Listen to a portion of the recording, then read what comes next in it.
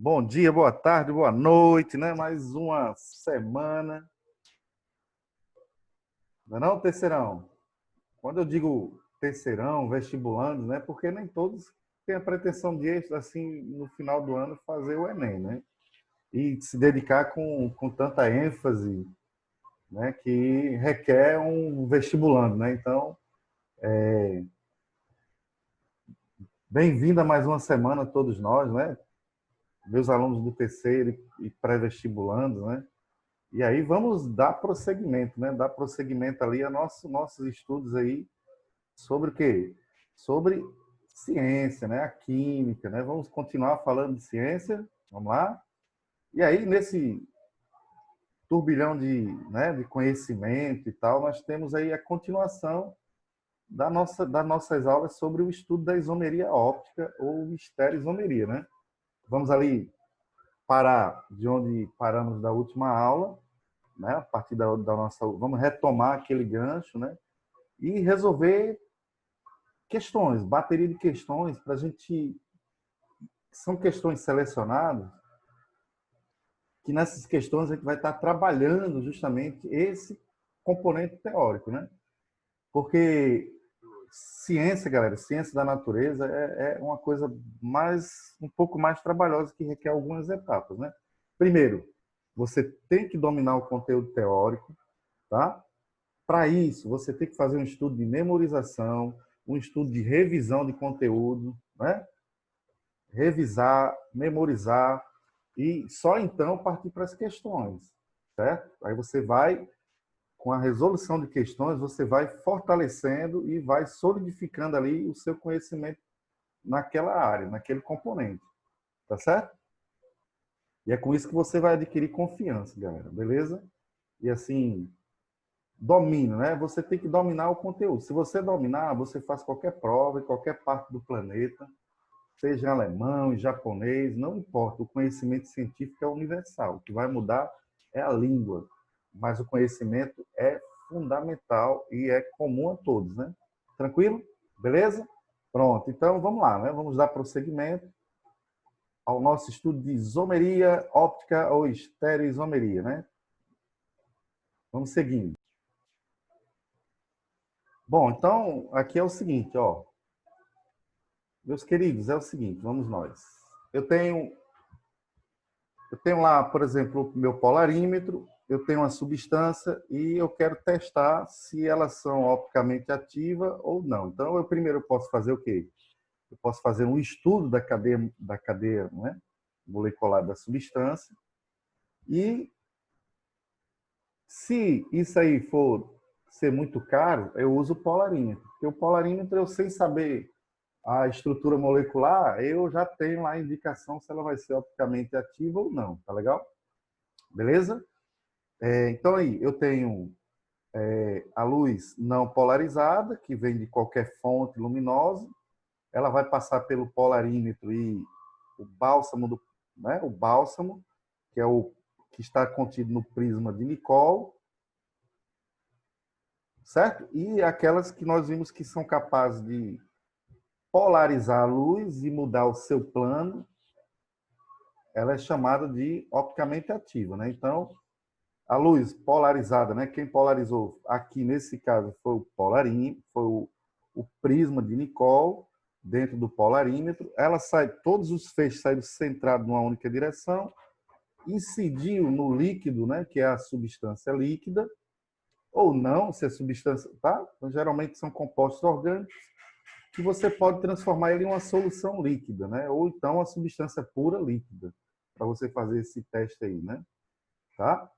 Então, nesse caso, veja o que aconteceu.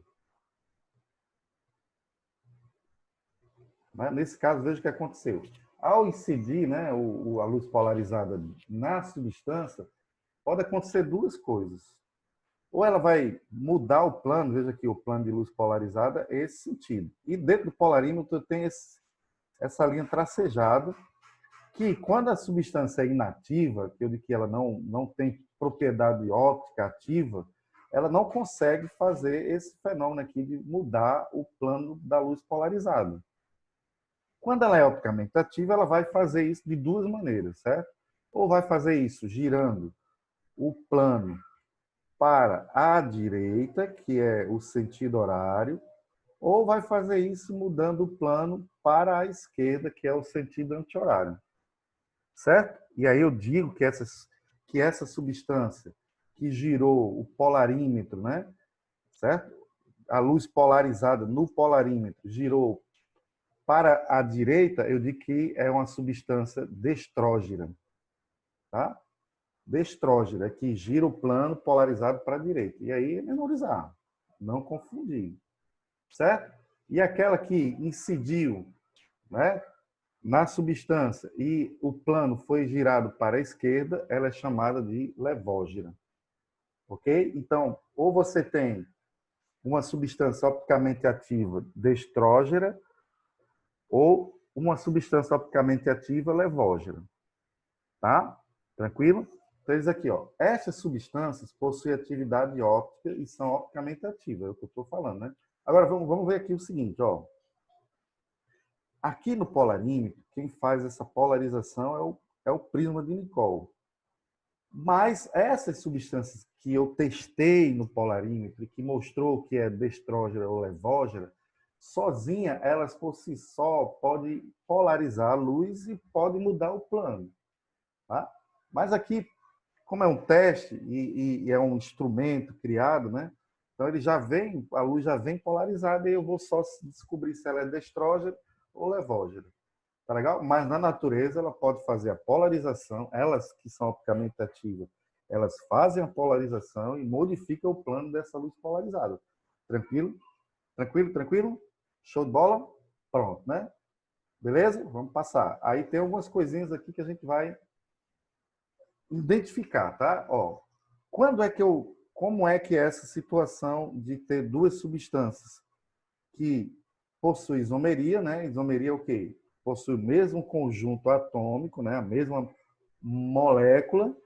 O que vai diferenciar nela é a distribuição espacial, tá?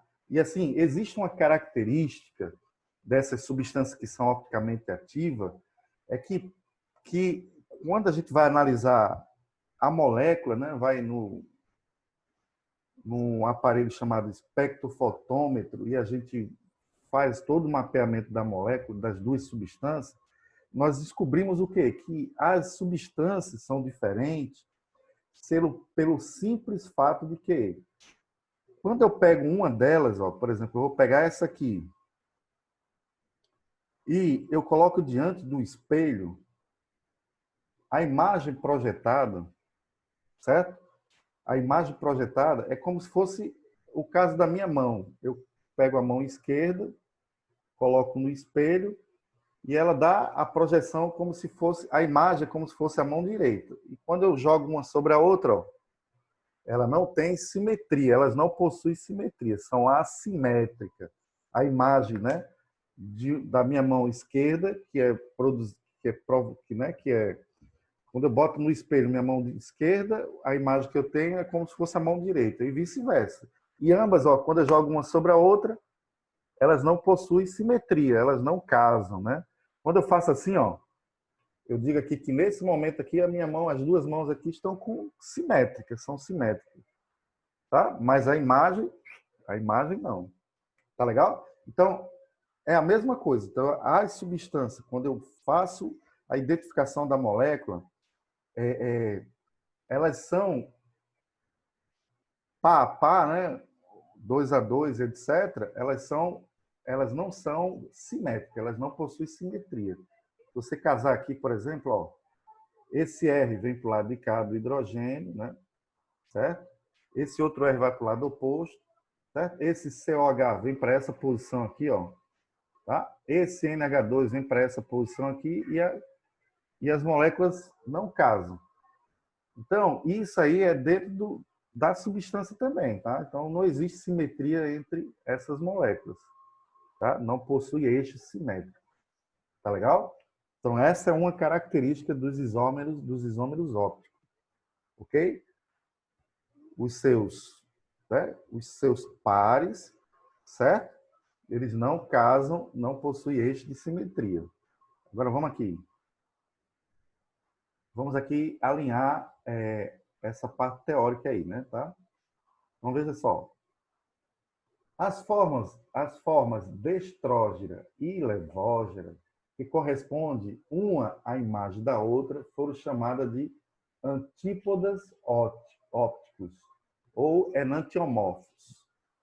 Então, vamos lá. As substâncias que possuírem isomeria óptica são antípodas, são chamadas de antípodas ópticos ou enantiomorfos. Então, esses dois termos aí é importantíssimo, certo? Mesmo você sabendo que é destrógeno e levógeno, é meio caminho andado, mas numa questão, às vezes, eles começam a enunciado falando dos antípodas ópticos e dos enantiomorfos. Os enantiomorfos, os antípodas ópticos, então quer dizer que são, né, substâncias que possuem isomeria óptica. Né? São isômeros, né? Eles são isômeros entre si. E, nesse caso, os isômeros possuem isomeria óptica. Tá claro aí, beleza? Então, vamos lá. Os isômeros ópticos são ou destrógenos ou levógenos. Ou seja, tá beleza? Ok? Esses antípodas ou enantiomorfos, eles não possuem eixo de simetria, tá? A imagem especular de um não casa com a imagem especular do outro, tá? Ou seja, a imagem especular de um não casa com a sua molécula, então não possui simetria, tranquilo? Pronto, agora vamos aqui. Veja o caso do ácido lático, né? Ou 2-hidroxipropanoico, né? Ó, aqui, ó. Tá? Quando eu pego essa molécula aqui, essa primeira do lado esquerdo, e jogo sobre a projeção do lado direito, veja que o OH, aqui, ele vem para essa posição, né? O hidrogênio dessa molécula fica em cima desse OH, esse CH3 fica projetado para o lado de cá, e nesse caso vai coincidir apenas o quê? O COH, tá? Ligeiramente, tá? Então, você não tem aí uma simetria exata, né? Tá legal? Beleza? Tranquilo, né? Tá bem claro aí, né? Agora vamos ver o porquê disso. Assim, ó. Agora vamos aqui. Eu tenho os dois, né, antípodas ópticos, né? Que são duas substâncias. Então, eu tenho um recipiente com um e tenho um recipiente com outro. Ambos são opticamente ativos. Tranquilo? Um é destrógeno e o outro é levógeno. Tá legal?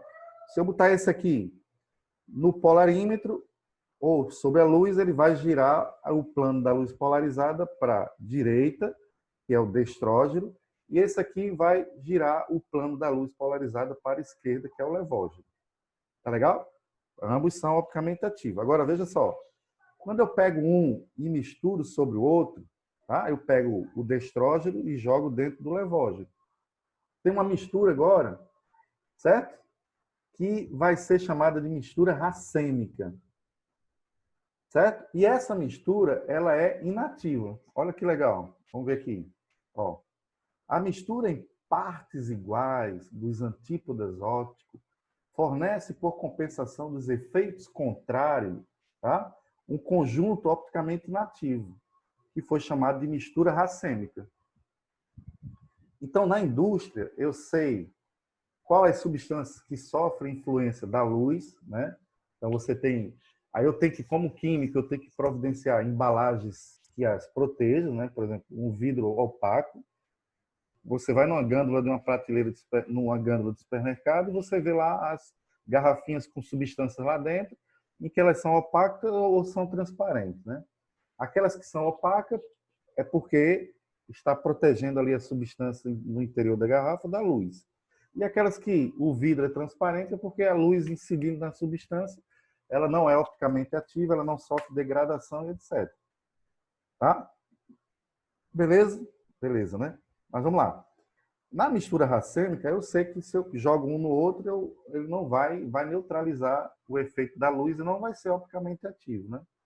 Então, diz assim, ó, as substâncias assimétricas possuem atividade óptica, tá? Isso é um fato, né? A estrutura orgânica que tem carbono assimétrico possuirá atividade óptica. Vamos lá. Aqui é outra coisa. Nós vamos aqui voltar na mistura racêmica. Então, quando você observar esse termo, tá? Mistura racêmica,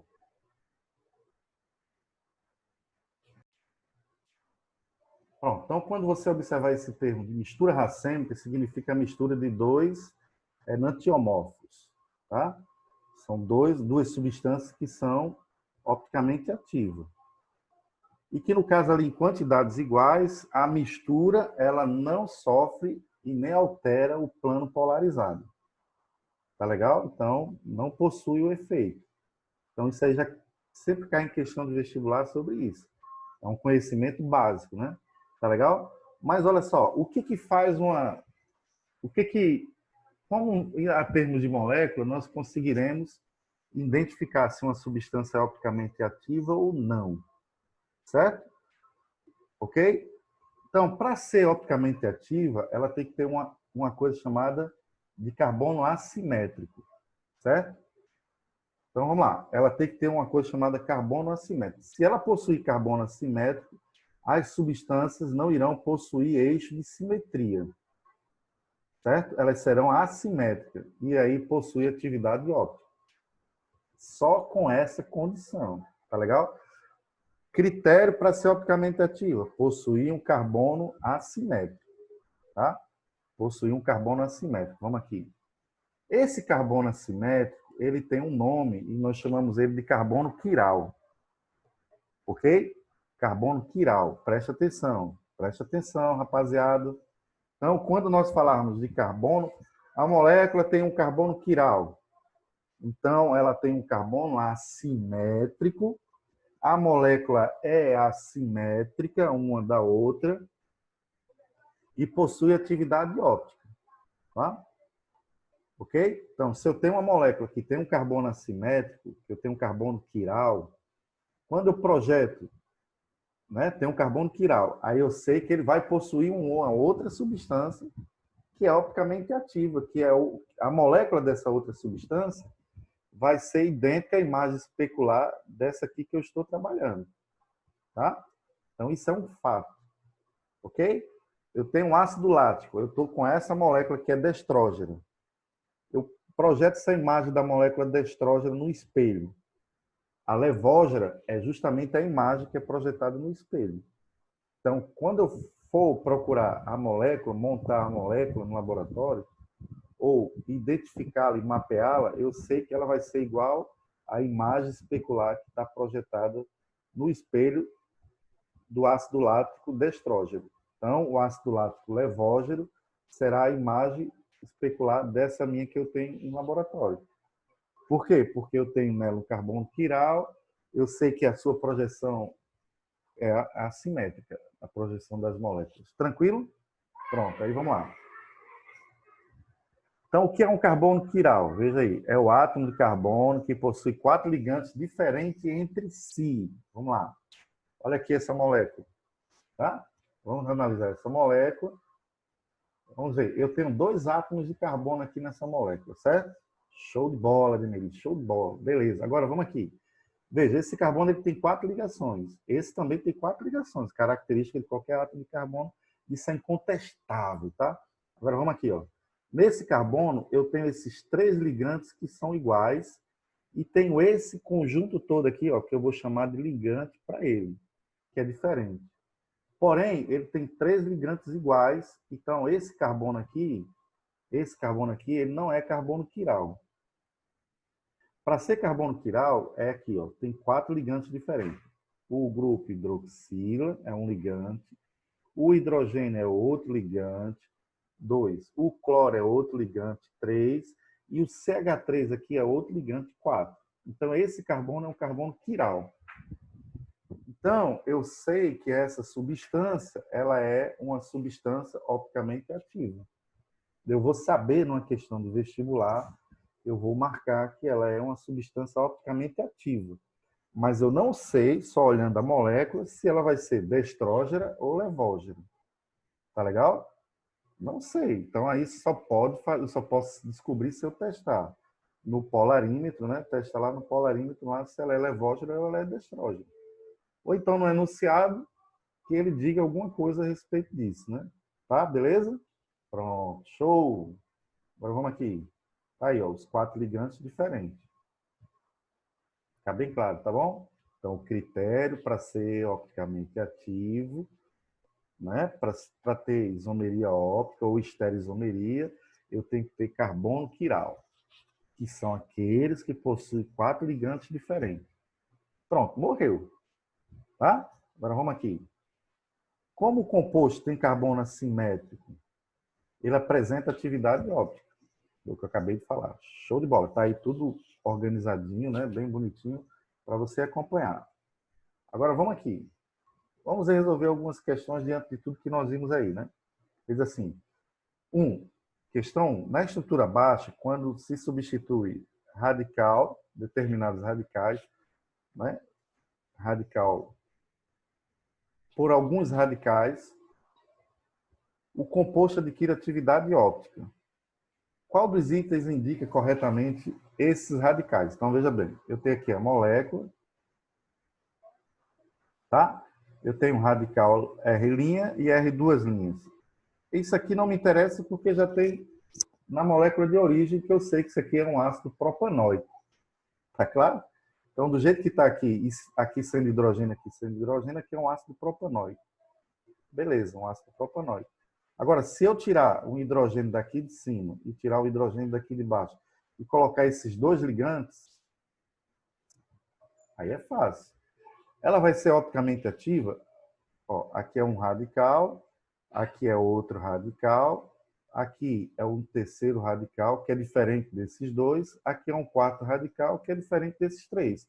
Então, eu sei que esse meu carbono é um carbono quiral e essa substância derivada do ácido propanóico, ela, que era o ácido, agora não é mais, ela é opticamente ativa. Tranquilo? Agora ele quer saber, ó, coisa fácil demais, esses dois radicais, quais são? Então, se eu domino hidrocarboneto, automaticamente eu sei que isso aqui é um etil, isso aqui é um propil e bingo, né? Ganhei minha questão, beleza?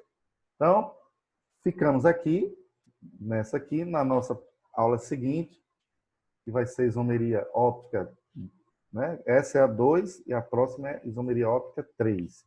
Então, a gente continua com essa linha de entendimento. Um beijo, forte abraço e fique aí na paz. Valeu, galera!